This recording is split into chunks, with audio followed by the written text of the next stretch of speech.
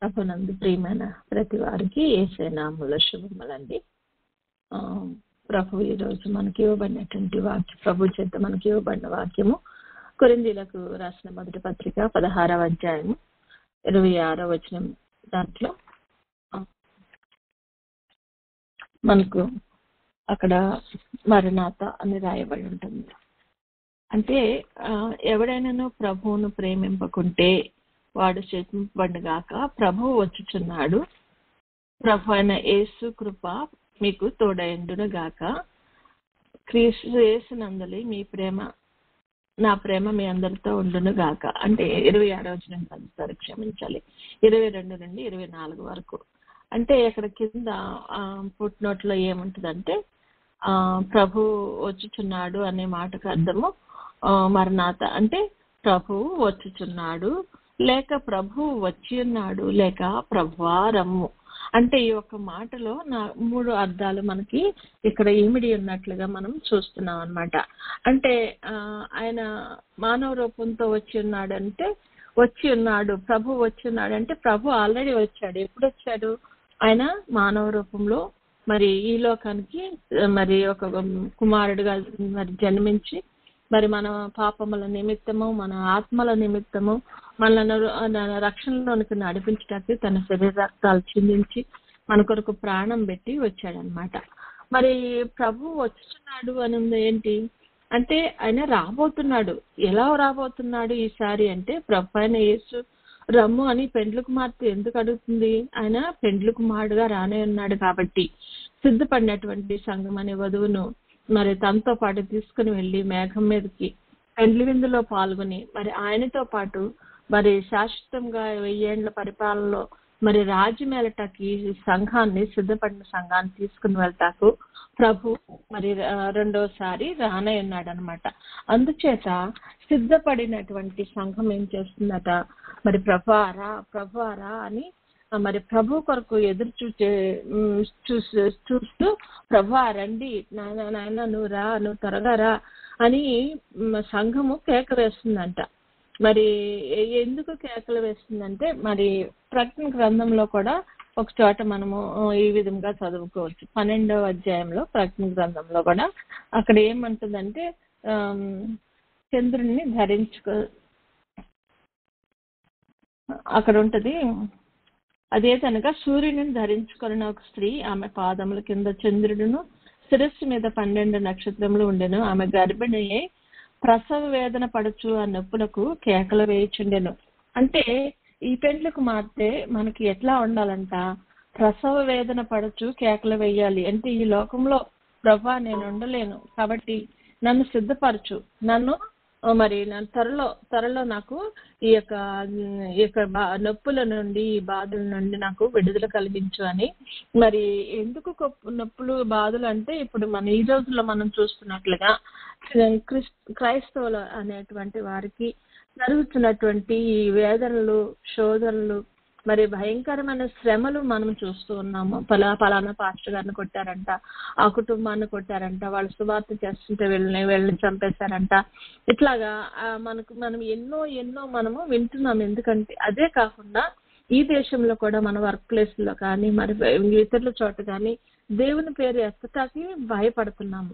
మన ఇండియాలో అయితే మరి భయంకరం అండి. వాళ్ళు ఒక మైక్ పెట్టుకుని ప్రార్థన చేస్తే కూడా ఈ మధ్య మైక్ ఎందుకు పెట్టారు అంటే ఇతరులను మీరు కన్వర్ట్ చేసేస్తున్నారా మీరు, అది ఇది అని చెప్పేసి మరి దుండగులందరూ వచ్చేసేసి ఆ చర్చిని మరి ధ్వంసం చేసి వెళ్ళిపోతున్నటువంటి దినాలు ఉన్నాయన్నమాట.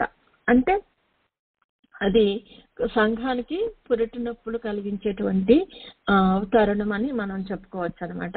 మరి రక్షింపబడిన సంఘాన్ని అంటే ప్రభువులో ఎదిగి ఆయనకి ఇష్టమైన రూపంలోనికి మారినటువంటి ఆ యొక్క వధువు సంఘాన్ని ప్రభువు తనతో పాటు తీసుకుని వెళ్తాడనమాట.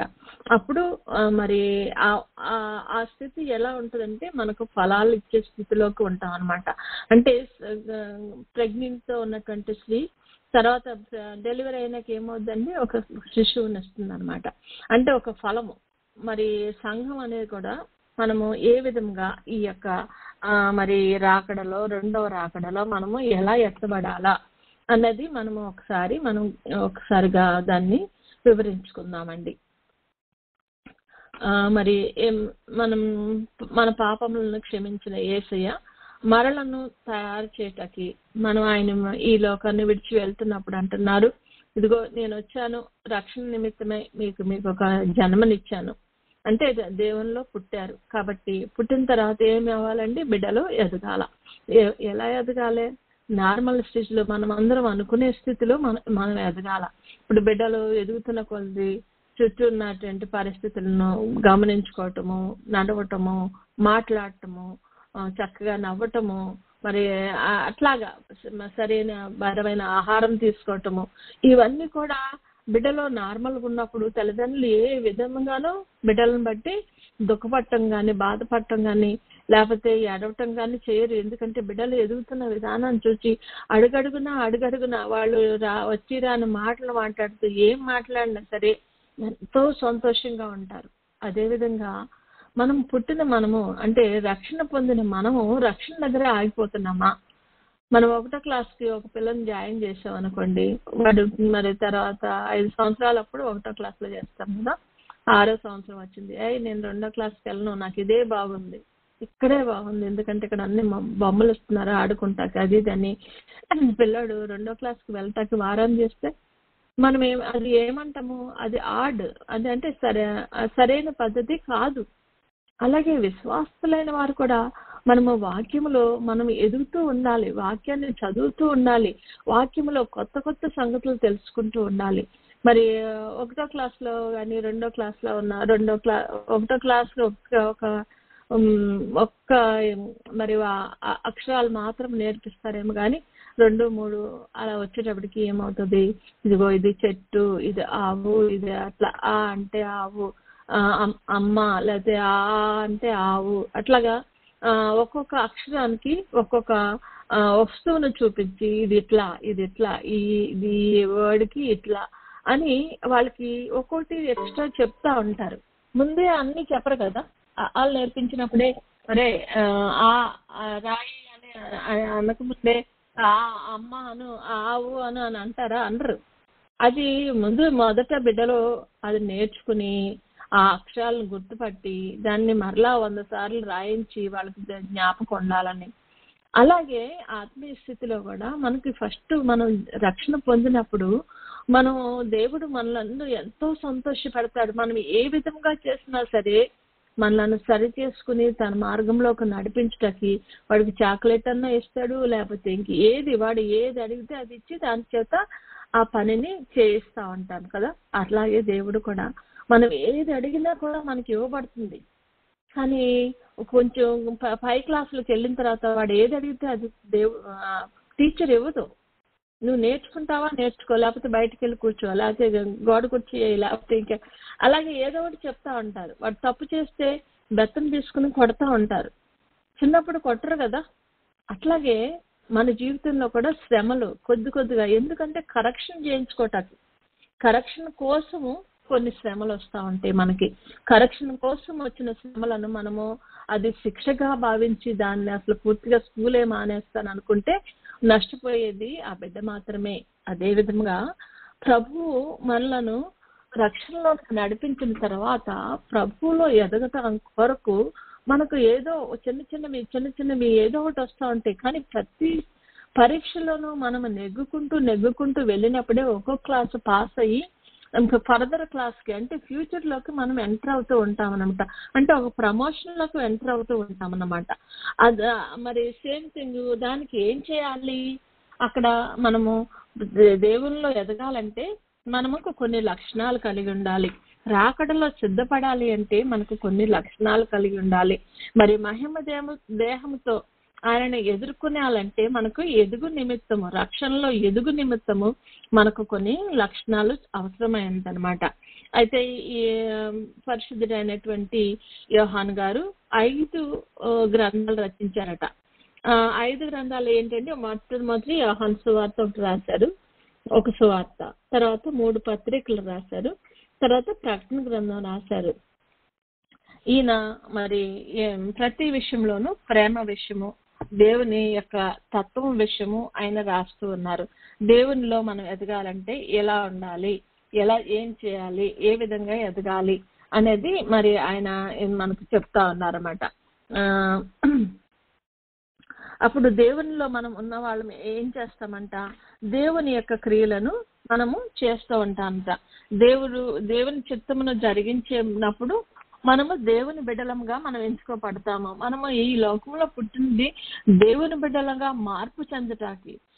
అసలు మనలో ఉన్నటువంటి నైజం అనేది ఏంటంటే, మన తత్వం ఏంటంటే పాపం అనే తత్వము ప్రతి మనిషిలోనూ ఉంటుంది. అది పోయినప్పుడే మనం ప్రభు యొక్క తత్వాన్ని మనం ధరించుకోగలము. పాపాన్ని విడిచిపెట్టడానికి, పాపాన్ని మనము మనలో ఉండి తొలగించుకోవటానికి ఏం చేయాలి, దేవుని లక్షణాలు మనము సంతరించుకోవాల్సి ఉందన్నమాట. దేవుడు ప్రేమమై ఉన్నాడు అని మనం చెప్తున్నాం కదా. అంటే దేవుడు యొక్క లక్షణం ఏంటి, ప్రేమించే తత్వం అయింది. ఇప్పుడు ఒక చెట్టు ఉందనుకోండి, వేప చెట్టు ఉందనుకోండి, దాని తత్వం ఏంటి, చేదు దాని తత్వం. అందుకని దాన్ని వేప చెట్టు చేదుగుంటుంది అంటారు.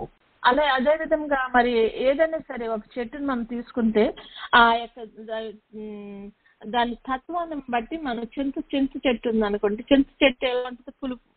కాబట్టి దాని తత్వం ఏంటి, పులుపు అనే తత్వం. సరే, కాబట్టి ప్రతి మానవుడికి ఉన్న తత్వం ఏంటంటే పాపం అనే తత్వం ఉంటుంది. అది ఎలా పోతుంది, చెట్లలో అయితే పోకపోవచ్చు, కానీ మనిషిలో మరి దేవుడు పెట్టిన ఒక మరి అదృష్టం అని కూడా నేను చెప్పను, మరి ఆ దేవుని యొక్క ఇచ్చినటువంటి భాగ్యం ఏంటంటే మనము ప్రభు రూపంలోకి మనము మార్పు చెందటము. అది ఎందుకంటే మనము రూపింపబడటమే ఆయన రూపంలో నిర్మింపబడ్డాము కాబట్టి, ఆయన రూపంలోకి మనము మారాలి. కాబట్టి ఆయన అసలు మనం పుట్టిందే అసలు మన అసలు తత్వం ఏంటంటే పరిశుద్ధత అనే తత్వము కలిగిన మనము పాపం అనే దాన్ని అంటించుకున్నాము. కాబట్టి అది మనలో ఉండి విడిపోకుండా మనలో అలాగా అది ఎక్కువగా మరి దాని మోతాదు ఎక్కువైపోయి మన అసలు రూపాన్ని మనం పోగొట్టుకున్నాం. కాబట్టి ఈ యొక్క అంటుకున్నటువంటి జబ్బుని వదిలించుకొని ప్రభు యొక్క రూపంలోనికి మనం మారాలి. ఆయన ఎవరండి, ఆయన పరిశుద్ధుడు అని మనం వింటున్నాం కదా. ఆయన ఏ విధంగా పరిశుద్ధుడు ఉన్నాడో ఆ విధంగా మనం కూడా ఆయన తత్వంలోకి మనము మారాలన్నమాట. మరి ఎందుకంటే ఆయన కుమారుడు కూడా నేను పరిశుద్ధుడై ఉన్నలాగనా అని అంటున్నాడు ఆయన. అంటే తండ్రి ఎలాగ పరిశుద్ధుడు, కుమారుడు కూడా అదే విధముగా పరిశుద్ధుడు. తండ్రి, కుమార, పరిశుద్ధాత్మ అనే ముగ్గురు త్రిత్వంలో ఒక అసలు సెపరేట్ ఇది ఈయన వేరు అంతకు లేదు. అందరూ కూడా ఒకటే, త్రిత్వము ఏకత్వం ఉందన్నమాట. ఆ ఏకత్వాన్ని బట్టి మనము ఆయన యొక్క త్రిత్వాన్ని మనము గౌరవించవలసిన వారమై ఉన్నాము. దేవుణ్ణి ఏ విధంగా గౌరవిస్తామో కుమారుని అదే విధంగా గౌరవించాలి. కుమారుని ఏ విధంగా గౌరవిస్తామో పరిశుద్ధాత్మని అదే విధంగా గౌరవించవలసిన వారమై ఉన్నాము. కాబట్టి మనము వారి యొక్క లక్షణం అనేటువంటి పరిశుద్ధతను మరి ధరించుకోవాల్సిన వారమై ఉన్నాం. పరిశుద్ధతను ధరించుకోవాలంటే ఏం చేయాలండి, పరిశుద్ధులుగా మనం ఉండాలంటే ఏం చేయాలంటే దేవుని లక్షణాలన్నీ కలిగి ఉండాలి. ఒక్కొక్క లక్షణము.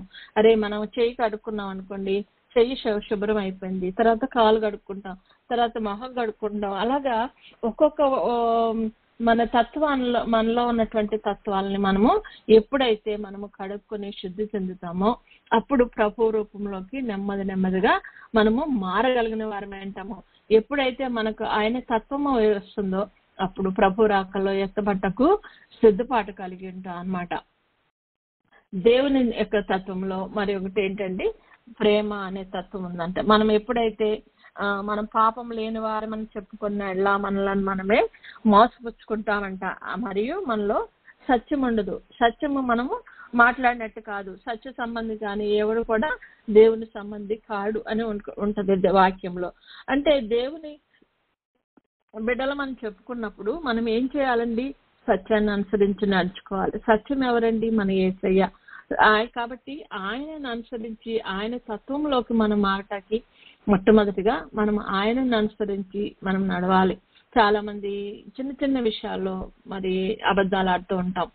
ఇదిగో ఏదన్నా ఇది చేసావా అని మన పిల్లల్ని అడిగినప్పుడు ఇమీడియట్ గానే no I don't do it అంటారు. అంటే ఇమీడియట్ గా ఆ యొక్క భయం అనేది ఏం చేస్తుందంటే వాళ్ళతో సత్యం చెప్పనివ్వదు. దీనివల్ల శిక్ష వస్తుంది కాబట్టి నేను సత్యం చెప్పకూడదు, అబద్ధం చెప్పేద్దాం, తప్పించుకుందాం అనుకుంటాం. కానీ అది అలా పెరిగి పెరిగి పెరిగి మరింత పెద్ద వృక్షం అయ్యి గోరుతో గేరవలసిన దాన్ని గొడ్డలతో గీకే పరిస్థితులకు వెళ్ళిపోతూ ఉంటుంది అనమాట. కాబట్టి మనం మొదటి నుండి కూడా బిడ్డలకు నువ్వు శిక్ష వచ్చినా లేకపోయినా అది కాదు ముఖ్యం, మనం సత్యాన్ని అనుసరించి నడుచుకోవాలని మన బిడ్డలకు మనము నేర్పవలసిన వారమే ఉన్నాము. ఇప్పుడు ఎలీషా గారి సేవకుడు కూడా గెహజీ అబద్ధం ఆడతాడు కదా, నువ్వు ఎక్కడికి వెళ్ళావు గెహజీ అంటే, నేను ఎక్కడికి వెళ్ళలేదు ఇక్కడే ఉన్నానే అంటున్నాడు. అంటే చిన్న విషయమే, ఆ డబ్బులు తెచ్చుకున్నాను కాబట్టి నా ఆశ ఈయనకి కనపడకూడదు, ఈయనకి తెలియకుండా తెచ్చుకున్నాను కాబట్టి ఈయనకి ఎందుకు తెలియాలి అనుకున్నారు. ఏది అనుకున్నా ఏమైంది, చివరకు ఆ యొక్క కుష్ఠరోగం కోల్పోతే అతను ఆ కుష్ఠరోగాన్ని ఇతను తెచ్చుకున్నాడు. కానీ మనకు తెలియదు, ఒక్కోసారి అబద్ధం ద్వారా మనం ఏమి శాపం మన మీదకి తెచ్చుకుంటామో మనకు తెలియదు. కాబట్టి ఈ విషయాల్లో మనము సత్యాన్ని అనుసరించి నడుచుకోవాలి, సత్యమైన క్రీస్తుని అనుసరించి మనం నడుచుకోవాలి, ఆయన ప్రకారం నడుచుకోవాలి, ఆయన మాటలు మాత్రమే మనము మరి నేర్చుకుని ఉండాలన్నమాట. ఆయన వాక్యాన్ని గైకొనాలి. మరి ఆయన ప్రేమను మనలో మరి సంపూర్ణంగా నిలిచి ఉండాలంటే మరి ఆయనను పోలి మనం నడుచుకోవాలని మనము వాక్యంలో చదువుకుంటున్నాము. కాబట్టి మరి ఇక్కడ మా యోహాను రాసిన మొదటి పత్రికలో చెప్తున్నారన్నమాట. ఇక్కడ 12వ వచనం నుండి మనం 17 వరకు చదువుకుందాం.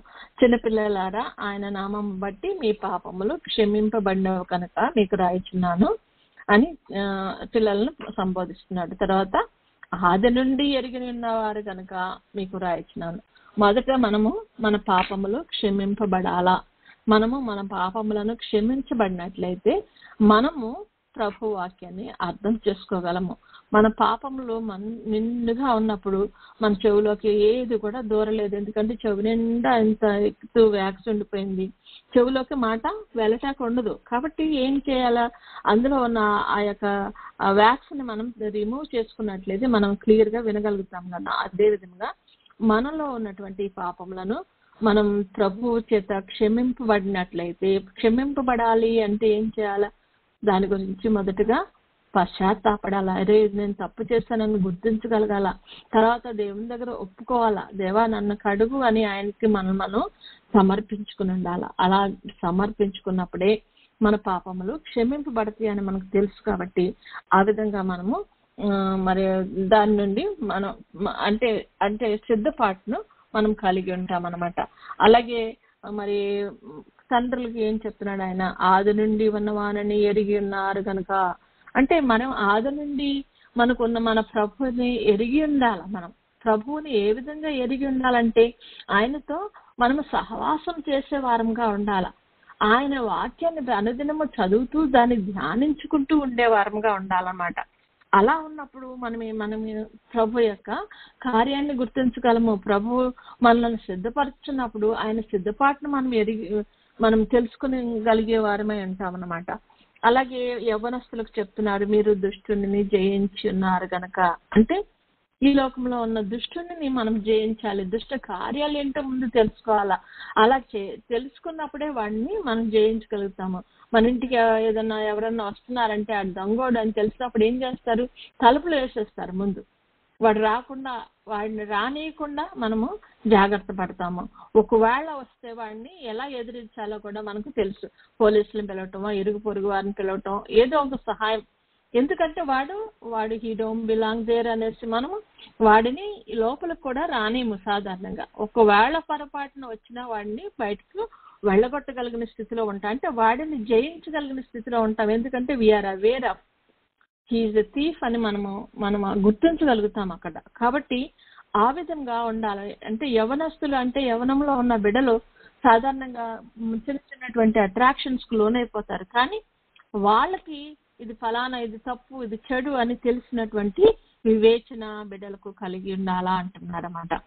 మరి తర్వాత చిన్నపిల్లలారా, మీరు తండ్రిని ఎరిగి ఉన్నారు కనుక మీకు రాయిచున్నాను. తండ్రి ఎవరో పిల్లలకు తెలిస్తే తండ్రిని నమ్ముతారు కదండి. ఎప్పుడైనా సరే తండ్రి యొక్క ప్రేమ ద్వారా తండ్రి మీద ఇది నా తండ్రి అన్న ధైర్యంతో ఆ యొక్క చనువుతో తండ్రిని వారు ఎదుగుతారన్నమాట. నాన్న రాగానే పరిగెట్టుకుంటే నాన్న దగ్గరికి వెళ్తా ఉంటారు. ఎందుకంటే ఆయన మా నాన్న అనే నమ్మకం. అంటే ఇతరులు మనం చెప్పిన దానికంటే వారి ప్రేమ ద్వారా వాళ్ళు తెలుసుకుంటూ ఉంటారు కదా. అలాగే వాళ్ళ తండ్రిని ఎరుగుతారనమాట. మనం కూడా మన పరలోకపు తండ్రిని ఎరిగి ఉండాలి మనము. ఎందుకంటే ఈ సిద్ధపాటులో మనము చాలా విషయాల్లో మరి తండ్రిని ఎరగకపోతేనట్లయితే మనము దుష్టుని చేతిలోకి వెళ్తూ ఉంటాం. కాబట్టి దుష్టుడు ఎవరో తండ్రి ఎవరో తెలుసుకునేటువంటి వివేచన జ్ఞానము మనకు చాలా అవసరమైంది. అలాగే తండ్రులకు చెప్తున్నాడు, ఆది నుండి ఉన్న వారిని ఎరిగి ఉన్నారు కనుక. ఇది రెండోసారి, మొదటి కూడా ఆది ఉన్న వారిని ఎరిగి ఉన్నారు కనుక అంటున్నాడు. అంటే ఆది నుండి ఉన్నటువంటి మన దేవుడు, ఆదిలో దేవుడు భూమి ఆకాశం సృష్టించిన దేవుడు మరి ఏ విధంగా ఆయన మన బైబిల్లో మొత్తము కూడా రాయబడి ఉంటుంది. ఏ విధంగా వాళ్ళు మరి భూలోకాన్ని సృష్టించారో, మనం పోలికలో మనుషుని చేద్దాం రండి అని త్రిత్వము వారి మాట్లాడిన విధానం బట్టి, అంటే త్రిత్వము ఉన్నదని వారు మనలను నడిపిస్తున్నారని, ఆయన 3 రూపాలుగా మరి కుమారుడుగా ఈ లోకానికి వచ్చి కుమారుడుగా మరి తన పనిని ముగించుకుని పైకి వెళ్ళిన తర్వాత పరిశుద్ధాత్ముడిని మనకి ఏ విధంగా సహాయం ఇచ్చారో ఇవన్నీ కూడా మనకు తెలిసి ఉండాలా. మరి అలా తెలిసి ఉన్నప్పుడే మనం ఆయన యొక్క పిల్లలమని మనకు తెలుస్తుంది అనమాట. కాబట్టి అలాగే యవనస్తులకు చెప్తున్నాడు, మీరు బలవంతులు, దేవుని వాక్యము మీ యందు నిలుచుచున్నది, మీరు దుష్టుని జయించి ఉన్నారు అని చెప్తున్నారు. అంటే మనం బలంగా ఉండాలి, దేవుని వాక్యము మన యందు నిలిచి ఉండాలి. ఆ విధంగా ఉన్నప్పుడే మనము దుష్టుని జయించగలం అనమాట. కాబట్టి ఈ లోకాన్ని కానీ లోకంలో ఉన్న వాటిని కానీ ప్రేమించొద్దు అంటున్నాడు. ఎందుకంటే లోకమును ప్రేమించినట్లయితే తండ్రి ప్రేమ వానిలో ఉండదు అని కూడా దేవుని వాక్యంలో చెప్తుంది అనమాట. మరి లోకంలో ఉన్నదంతయు మరి ఎటువంటి వ్యర్థమైందని ప్రభు మనకు చెప్తా ఉన్నారు కదా.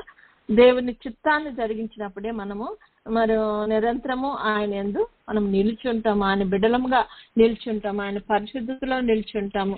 మరి అదే విధంగా ఆయన పరిశుద్ధతలో ఆయన ప్రేమలో ఉన్న మనకు ఏమవుతుందండి, ఆయన మీద నమ్మకం ఉంటుంది. నమ్మకంలో ఉన్న మనం ఏం చేస్తాము, ఆయనకి నిజంగా మనల్ని మనము సమర్పించుకుంటాము. ఇప్పుడు మన ఎవరైనా వచ్చి మన బిడ్డలను ఎత్తుకుంటాను అన్నాడు అనుకోండి, బిడ్డలకు వారు ఎవరో తెలియనప్పుడు వారి దగ్గరికి అసలు వెళ్ళరు. ఎత్తుకుంటానంటే వాళ్ళ దగ్గరికి వెళ్ళరు. వాళ్ళకి బాగా తెలిసిన వాళ్ళైతేనే ఇదిగో మా నాన్న మా అమ్మ అన్నప్పుడు నాన్న ఇలా చేతులు చాపుగానే పరిగెట్టుకుంటూ వెళ్ళి వాళ్ళు ఎత్తుకున్నా ఏం చేసినా గాలి, ఒక్కోసారి కొంతమంది తల్లిదండ్రులు పిల్లల్ని ఇట్లా గాలిలో ఎగరేసి మరి పిల్లలు చక్కగా నవ్వుతూ ఉంటారు. ఎందుకంటే పైకి ఎగరేసింది మా నాన్నే కాబట్టి నన్ను పట్టుకుంటాడు, నాకేం దెబ్బ తగలదు అని వాడికి అంత నమ్మకం ఉంటుంది అనమాట.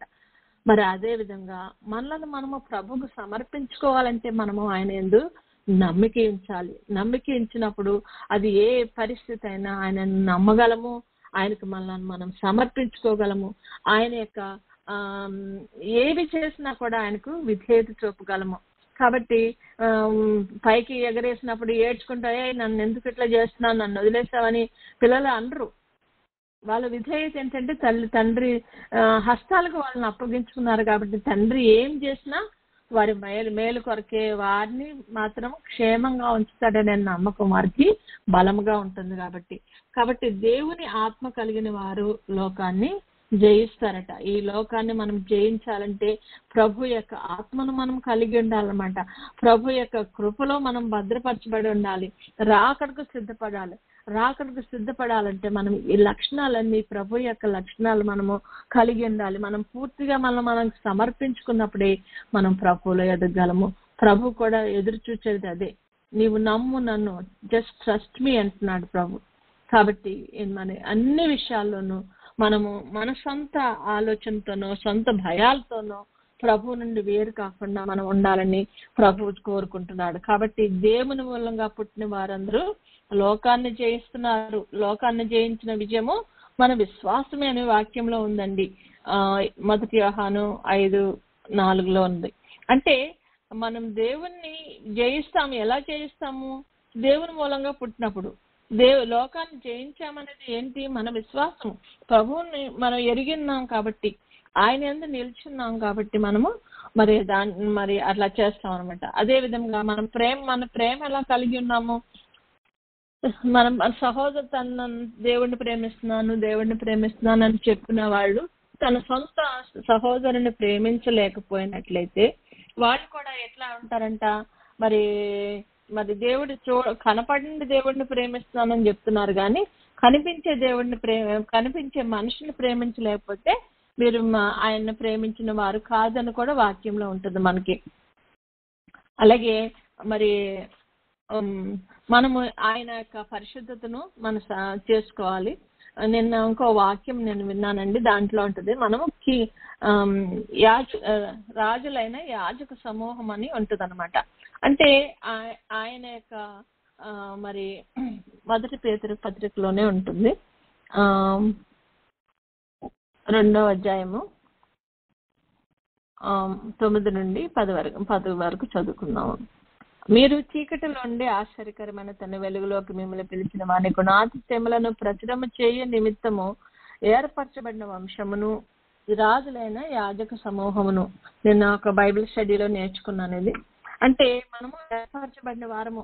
ఇప్పుడు ఎస్తేర్ ఉందండి,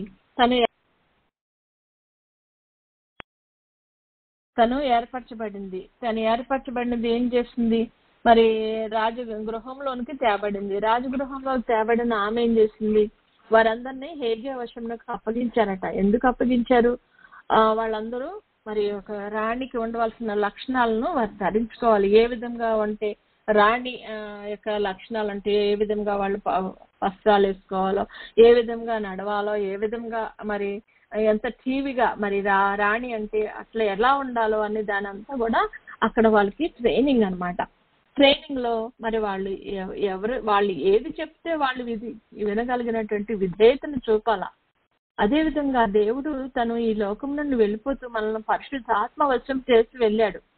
మనం ఏం చేయాలా, మనకు చెప్పబడినటువంటి కార్యాన్ని మనం నిరూపించాలంటే ఆయనకు మనం విధేయత చూపాలా. ఇప్పుడు పరిశుద్ధాత్ముడు మనల్ని నడిపిస్తున్నప్పుడు నాయనా ఇప్పుడు ఇదిగో ఇట్లా బాగలేదు, నాకు ఈ వస్త్రం నాకు ఇష్టం ఉండదు కాబట్టి నేను వేసుకోను అని అనకూడదు. రాజుగారికి ఇది ఇష్టం కాబట్టి ఇది వేసుకో అని ఆయన చెప్తున్నాడు. అలాగే మన పరిశుద్ధాత్ముడు కూడా ఎందుకు పెండ్లి కుమారుడుగా రాని అన్న ప్రభువుకి ఇది ఇష్టం కాబట్టి ఈ విధంగా ఉండు, ఈ యొక్క గుణాన్ని నువ్వు అలంకరించుకో, ఈ యొక్క గుణాన్ని నువ్వు అలంకరించుకో అని చెప్తున్నప్పుడు నాకు అదొద్దు, నాకు అదంటే ఇష్టం లేదు అని అన్నప్పుడు మరి దేవునికి ఇష్టమైన రీతిలో మనం లేనప్పుడు అది సిద్ధపాటు ఎలా అవుతుంది. దేవుడు వచ్చినప్పుడు తన పోలికలో తన ఇష్టమైన రీతిలో మనము మన ఆత్మలో ఉండినట్లు మరి దేవుడు ఎక్స్పెక్ట్ చేస్తున్నాడు కనుక, ఆయన త్వరలో రానే ఉన్నాడు కనుక మనం ఏ స్థితిలో ఉన్నామో, శుద్ధపడే స్థితిలో ఉన్నామా, విధేయత కలిగిన స్థితిలో ఉన్నామా, ప్రేమ కలిగిన స్థితిలో ఉన్నామా. ఆమెను చూస్తేనంటే అందరికీ దయ పుట్టిందంటే ఎస్తేరుకు. ఆ విధంగా వాళ్ళు ఏది చెప్తే అది మాత్రమే చేస్తుందట. మిగిలిన వాళ్ళు ఆ విధంగా చేయకుండా మరి వారికి ఇష్టమైనటువంటి అడిగి తీసుకుని మరి వెళ్ళారట. కాబట్టి అప్పుడు వాళ్ళందరూ సెలెక్ట్ కాలేదు. మరి సంఘం కూడా అంతే. రేపు 2వ రాకడలో ప్రభు వస్తున్నాడని అందరం ఎదురు చూస్తున్నాము. అయ్యో నేను ఎదురు చూడలేదా అంటే అందరం చూస్తున్నాము. కానీ చిన్న చిన్న విషయాల్లో మనం తప్పిపోతున్నామేమో, మన స్వనీతిని దాంట్లో ప్రవేశపెట్టి దాన్ని తప్పిపోతున్నామేమో, విధేయత చూపకుండా మనము తప్పిపోతున్నామేమో, ఈ లోకాన్ని ఆశించి దేవుడి నుండి తప్పిపోతున్నామేమో. ఏం ఆశించాను, ఇప్పుడు దేవుడే కదా నన్ను ఈ లోకంలో పెట్టాడు, ఇది అనుభవించమనే పెట్టాడు. కానీ అక్కడ వివేచన కావాలంటున్నాడు దేవుడు. నీకు ఎంత అవసరమో అంతే తినంటున్నాడు. నీకు ఉంది కదా అని అంతా ఒకేసారి తినేసారంటే ఏమవుతుందండి, మనకే నష్టం కలుగుతుంది. ఒకేసారి తినలేము కదా, ఏ సమయానికి ఎంత అవసరమో అది తింటాము. అలాగే ఈ లోకం కూడా అంతే. ఈ లోకంలో ఉండగా మనకి ఏ సమయానికి ఎంత అవసరమో అంతవరకే మనం దాని లోకాన్ని వాడుకోవాలి. కానీ ప్రభువుతో సహవాసం విషయంలో మనం ఎట్టి పరిస్థితులు కొరత కలిగిన వారమే ఉండకుండా దేవుడు మనకు అనుగ్రహించును గాక. దేవుని రాకడలో బుద్ధి గల కన్నికల వరుసలో మనం ప్రభువుని ఎదురు చూసే స్థితిలో ఆయన లక్షణాలు సంతరించుకుని ఆయనకి ఇష్టమైనటువంటి మరి లక్షణాలను మనం ధరించుకొని ఆయన ఎదుర్కొనే స్థితిలో మనం ఉండటకు దేవుడు మనలను, మన బిడ్డలను, మన కుటుంబాలను సిద్ధపరిచి అంత మరొక నిలకడగా ప్రభువులో నిల్చుండగలిగే గొప్ప కృపను తరుణాన్ని ఏ నిమిషంలో వచ్చినా ఎత్తబడగలిగిన గుంపులో ఉండటకు దేవుడు మనకు సహాయం దయచేయను గాక. గాడ్ బ్లెస్ యు ఆల్ అండి.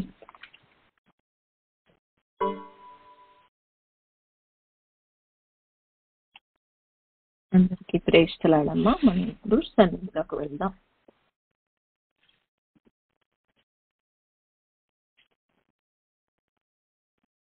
మనమందరము కాళ్ళు మూసుకొని మన మనసును ప్రభు మీద కేంద్రీకరించుకొని మనతో సహవాసము చేయుటకు వచ్చిన ప్రభు మీద దృష్టి నిలుపుతాం. ఈ లోక సంబంధమైన ప్రతి విధమైన ఆలోచనను, ప్రతి విధమైనటువంటి అలజడులను ప్రక్కకు నెట్టివేసి దేవాది దేవుడు, రాజాదిరాజు మనలను ఏ విధముగా చూడాలనుకున్నాడో, మరి ఉన్న పాటునే ఆయన సన్నిధానానికి వచ్చిన మనలను ఏ విధముగా దేవుడు అంగీకరించుచున్నాడో ఆ విధంగా ప్రభు సన్నిధిలో ఆయనను ఎదుర్కొని ఆయన సన్నిధిలో మనము నిలబట్టకు మనం వచ్చి ఉన్నాము కనుక మన ఎదుట ఉన్న ప్రభువుని ఘనపరుస్తూ మహింపరుస్తూ ఆయన మీద మన దృష్టిని నిలుపుకుందామండి.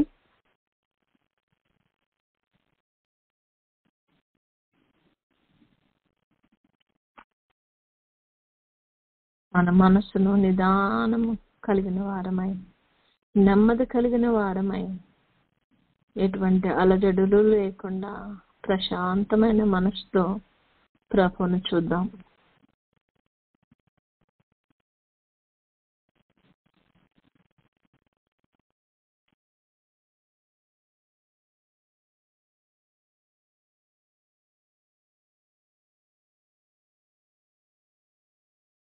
మన మనసులో ఎటువంటి తుఫానులున్నా, గందరగోళాలున్నా వాటిని అణపశక్తి గల ప్రభు సన్నిధిలో ఉన్న మనము ప్రభువుకు కలిగినటువంటి ఆ నెమ్మదిని మనము కలిగి ఉందాం.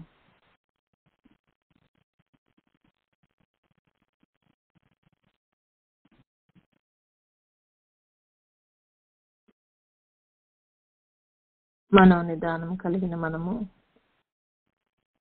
ప్రభు పావన పాదముల దగ్గర మన పాపములను ఒప్పుకుందాము.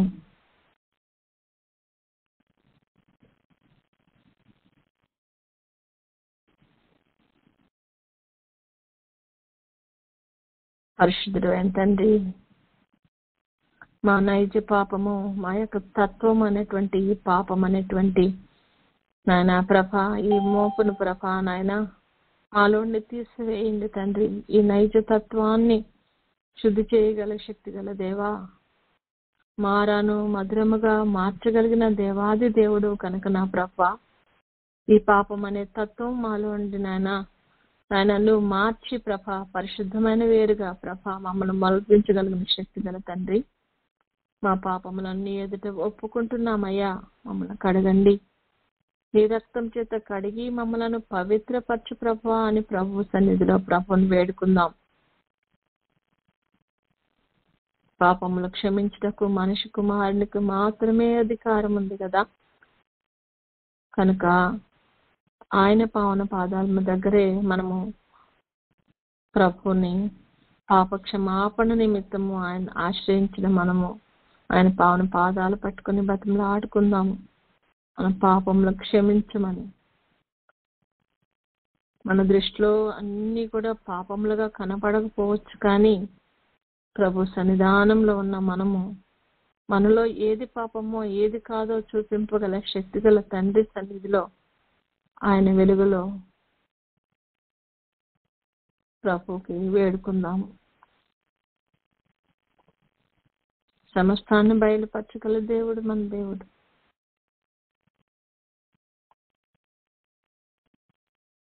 ఏది తప్పో ఏది రైటో వివేచన జ్ఞానం అనుగ్రహించగలిగిన శక్తి గల దేవుని సన్నిధిలో మన పాపములను ఒప్పుకుందాం.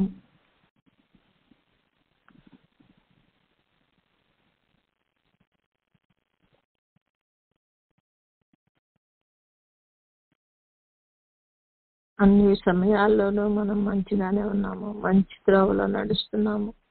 మంచి క్రియలు చేస్తున్నాము, మంచిగా ఇతరులకు సహాయం చేస్తున్నామని ఒక చిన్న పాపం ద్వారా మనలో మనము పోగు చేసుకున్నటువంటి మంచినంతటిని డ్రైన్ చేసుకుంటున్నామేమో ఒకసారి ఆలోచిద్దాం.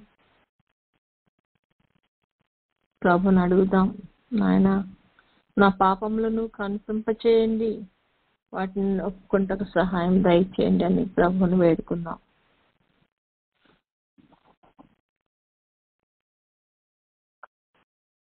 ఆయన ప్రేమ గలవాడు, మన పాపములను మనం ఒప్పుకున్న వాడు ఎడల ఆయన నమ్మదగిన వాడు, నీతిమంతుడు అంటున్నాడు. కనుక సమస్త దుర్నీతి నుండి మనల్ని పవిత్రులుగా చేయగలవాడని వాక్యంలో చదివించిన రీతిగా సమస్త దుర్నీతిని మనలో నుండి బయటకు త్రోసివేయగల శక్తి గల తండ్రిని పాప క్షమాపణ వేడుకుందాం.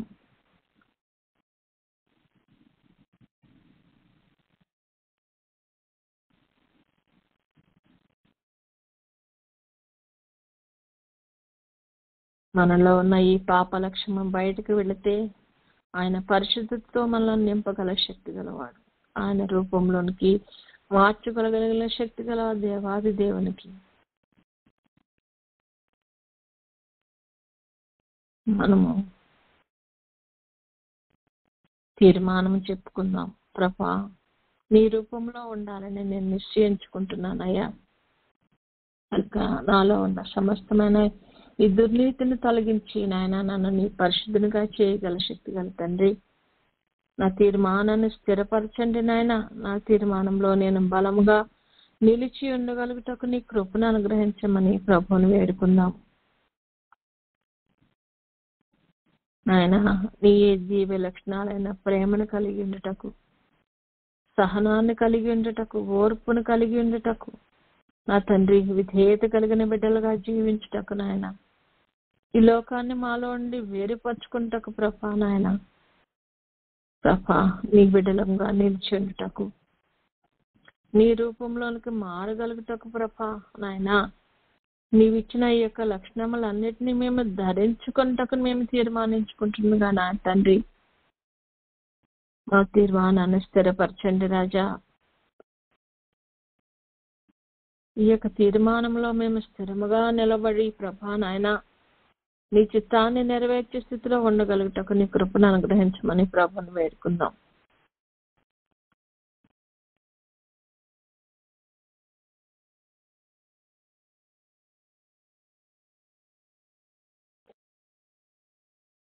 తీర్మానించుకున్న మనము సంపూర్ణంగా మనల్ని మనము ప్రభువుకు సమర్పించుకుందాము. ప్రభు మాత్రమే ఈ కార్యములు చేయగలవాడని మనము విశ్వసించిన ఎడల ప్రభునందు మాత్రమే మనకి ఈ రక్షణ దొరుకుతుందని, ఆయన ద్వారానే తప్ప ఎవడనో పరలోక రాజ్యంలో చేరడని మనం విశ్వసించిన ఎడల ఆ విశ్వాసాన్ని బట్టి ప్రభువుకు మనల్ని మనము సమర్పించుకోగలము. కనుక విశ్వాసమందు స్థిరులుగా మనము ఉండటకును, ప్రభు యొక్క రక్షణలో మనం ఎదుగు నిమిత్తమును ఆ విధంగా ఎదగాలంటే మనము ప్రభుకు సమర్పించుకోవాల్సిన వారమై ఉండగా, రక్షణ వచ్చింది కదా అని, రక్షణ వచ్చాను కాబట్టి పరలోకానికి వెళ్ళిపోతాను అని మనము మొండిగా అక్కడే కూర్చున్నట్లయితే మన నిమిత్తము మన తండ్రికి దుఃఖము కలుగు చేసిన వారం అవుతాము. కనుక మనలను మనము ప్రభువుకు సంపూర్ణముగా సమర్పించుకుని మనలో ఏమి చెడు ఉన్నదో దాన్ని కడిగివేయటకును, మనలో ఏమి నింపాలో అది నింపుటకును ప్రభువుకు సంపూర్ణముగా సమర్పించుకుని ఆయన ఏ విధంగా మనలను సిద్ధపరిస్తే ఆ విధంగా సిద్ధపడి ఆయన కొరకు ఎదురు చూడగలుగుటకు దేవుడు అనుగ్రహించులాగన మనము సిద్ధపాటు కలిగిండుటకు ప్రభువుకు సమర్పించుకుందాం.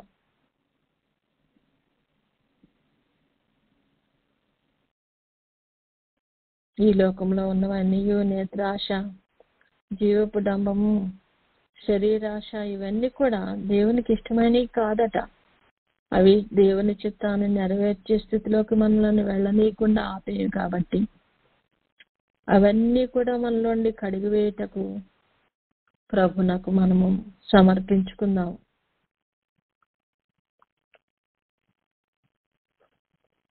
సమర్పించుకున్న మనము ప్రభువుని వేడుకుందాము. పరిశుద్ధుడా పరమ తండ్రి, నాయనా నువ్వు ఒకసారి వచ్చి ఉన్నావు నాయనా, నీకు స్తుతులు స్తోత్రాలు ప్రభా. మరలా నువ్వు రానయ్యున్నావని, నీవు వచ్చినప్పటికీ నాయన మేము సిద్ధపాటు కలిగి ఉండాలని నాయన నీవు ఎదురు చూస్తున్నటువంటి యొక్క నీ చిత్తాన్ని బట్టి ప్రభా మేము నాయన సిద్ధపడి ఉండేలాగన నీవు మాకు అనుగ్రహించిన పరిశుద్ధాత్మ సహాయం వలన మేము సిద్ధపట్టకు తగిన శక్తిని గలవారం అవుటకు మీరు సహాయం దయచేయండి. పరిశుద్ధాత్మని వశంలో మమ్మల్ని మేము పెట్టుకుని ప్రభా నాయన నీకు ఇష్టమైన రీతిలోకి మారుటకు ప్రభా మమ్మల్ని ట్రాన్స్ఫార్మ్ చేయగలని శక్తి గల పరిశుద్ధాత్మనికి మిమ్మల్ని మేము సమర్పించుకునేలాగిన నాయన ప్రభా మమ్మల్ని క్రమపరచండి రాజా అని ప్రభువును వేడుకుందాం.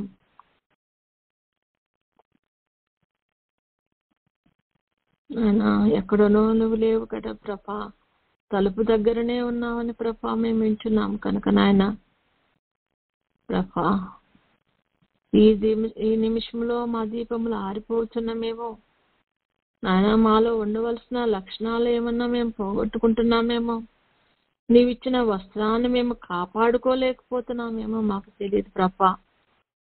సమస్తమును జాగ్రత్తగా కాపాడుకోకుండా కావాల్సిన వివేచన మాకు దయచేయండి ప్రభా అని ప్రభుని వేడుకుందాం. ప్రతిదినము ఆయనతో సహవాసము చేయగలుగుటకు నాయన నీతో సహవాసము చేసి నా ప్రభా నీ సన్నిధిలో మాలో కనపడే ప్రతి విధమైన పాపమును కడిగి వేసుకొని నీ రూపంలోనికి మారగలుగుటకు నీ కృపను అనుగ్రహించండి తండ్రి అని ప్రభుని వేడుకుందాం.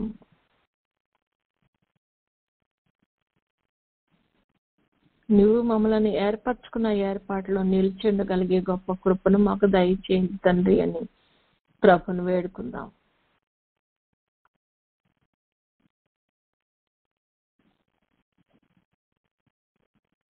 ఆయన ఆఖరి నిమిషం వరకు జాగ్రత్తగా ఉండి ఆఖరి నిమిషంలో మరి మేము తప్పిపోయే స్థితి రాకుండా నాయన ప్రభా సిద్ధపాటును మేము మరి జాగ్రత్తగా కాపాడుకుంటున్నా ప్రభా నీ సన్నిధికి వచ్చు పర్యంతము నాయన ఈ లోకంలో ఉండి ఎగిరి వచ్చి నీ సన్నిధిలో ప్రభా మధ్యాకాశంలో నిన్ను కలుసుకోగలుగునేటువంటి స్థితిని ప్రభా మా ఒక్కొక్కరికి దయచేయండి తండ్రి అని ప్రభుని వేడుకుందాం.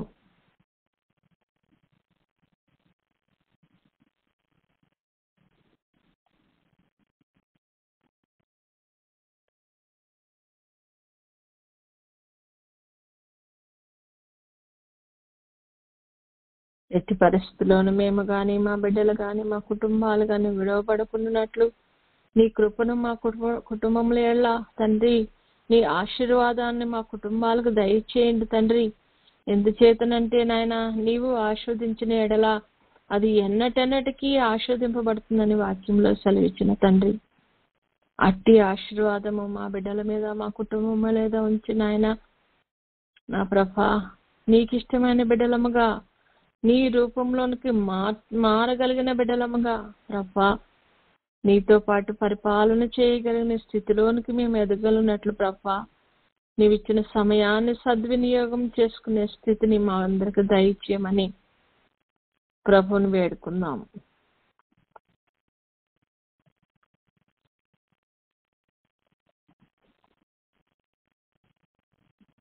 దుష్టుడు పెడుతున్న ప్రతి విధమైన చిక్కుల నుండి నాయన ఏ విధంగా తప్పించుకొని మా దృష్టిని మా గురిని నీ మీద ఏ విధంగా నిలుపుకోవాలో కావాల్సినటువంటి శక్తి సామర్థ్యాలు ప్రభా ఆత్మస్థైర్యము ప్రభా ధైర్యము ప్రభా మాలో ఉంచండి. ఎందుకంటే పిరికివారు పరలోక రాజ్యంలో ప్రవేశింపలేరని సెలవిచ్చావు ప్రభా.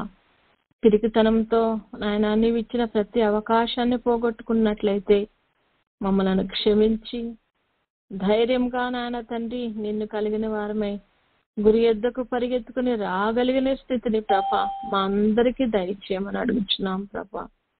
నీకు స్తుతులు స్తోత్రాలు కోటాను కోట్ల స్తోత్రాలు అయ్యా.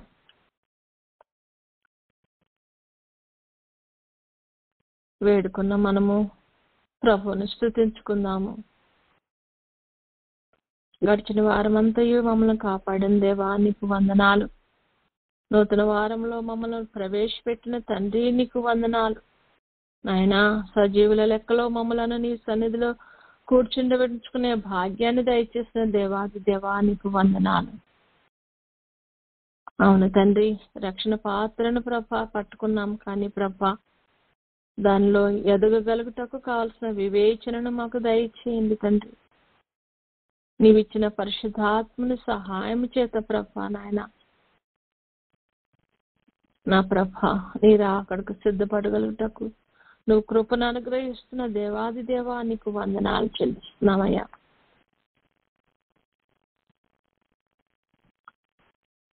సిద్ధపడమని నాయన మాకు బోధిస్తున్న దేవాది దేవా నా తండ్రి, మేము చేరవలసిన అంతస్తుకు మమ్మల్ని చేర్చండి తండ్రి. నాయనా నీకు వందనాలయ్యా.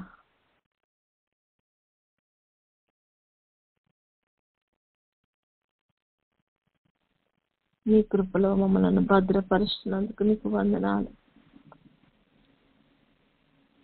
నీ వాక్యాన్ని అనుదినము ధ్యానించుకునే కృపను అనుగ్రహిస్తున్నావు, నీకు వందనాలు. మాకిచ్చిన సహవాసానికై నీకు వందనాలయ్యా. మాకు ప్రభా కలిగించినటువంటి ఈ ప్రేమకై వందనాలు. ఐకమత్యానికే నీకు వందనాలు ప్రభా. నీకు స్తుతులు స్తోత్రాలయ్యా. నీ నామములో మేము ఏకీభవించిన తండ్రి ఒక్కరముగా ప్రభా నీ సన్నిధిలో ప్రభా మేము తండ్రి కనపడి నీ నుండి దీవెనలు పొందుకునే కృపను మాకు దయచేస్తున్న దేవాది దేవా నీకు వందనాలు. నీతో మేము, మాతో నీవు కలిసి ఉండులాగున ప్రభా నాయన మమ్మలను సిద్ధపరుస్తూ ప్రయాణం చేస్తూ ప్రభా నా తండ్రి ఆరంభించిన వాడు కొనసాగిస్తూ నా తండ్రి ముగింపు వరకు మాతో నాయన నీ సన్నిధి ఉంచుతున్న దేవాది దేవా నీకు వందనాలయ్యా.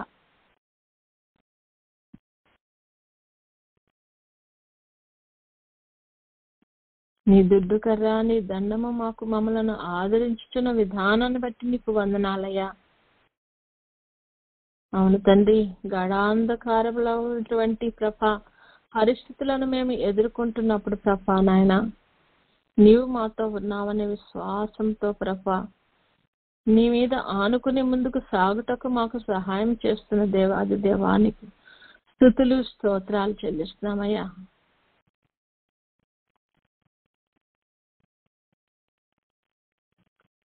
స్తుతించిన మనము కొద్దిసేపు మౌనంగా ఉండి ప్రభు మనతో ఏమి మాట్లాడినారో జాగ్రత్తగా మన చెవులను ఆయనకు అప్పగించి మన మనసును మన దృష్టిని ఆయన మీద కేంద్రీకరించుకుని కొద్దిసేపు మనం మౌనంగా ఉందాము.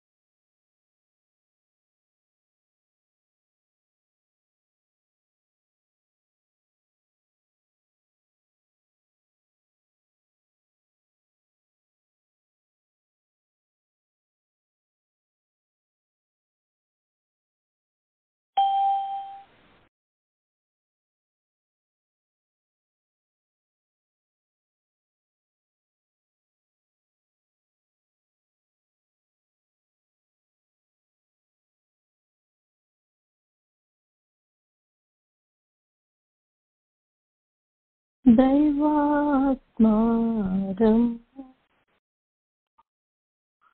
మాతను నవ్రాలము దైవాత్మారం మాతను నవ్రాలము మా జీవమంతయు నీతో నిండా చేరి వసింపుము మా జీవమంతయు నీతో నిండా చేరి వసింపుము. పరిశుద్ర పరమ తండ్రి నీకు స్తుతులు స్తోత్రములు స్తోత్రములు స్తోత్రములు అయ్యా నాయన. నా తండ్రి రక్షణలో ప్రభా నా తండ్రి నాయన పుట్టిన మేము తండ్రి నీలో నాయన నీ రాకడ పర్యంతము నీలో ఎదుగుతూ ఏపు మొక్కలముగా ఎదిగి ప్రభా నీకు ఇష్టమైన రీతిలో మేము తండ్రి తయారు కాగలుగుటకు ప్రభా నీ కృపను అనుగ్రహించిన తండ్రి నీకు స్తుతులు స్తోత్రాలు చెల్లిస్తున్నామయ్యా.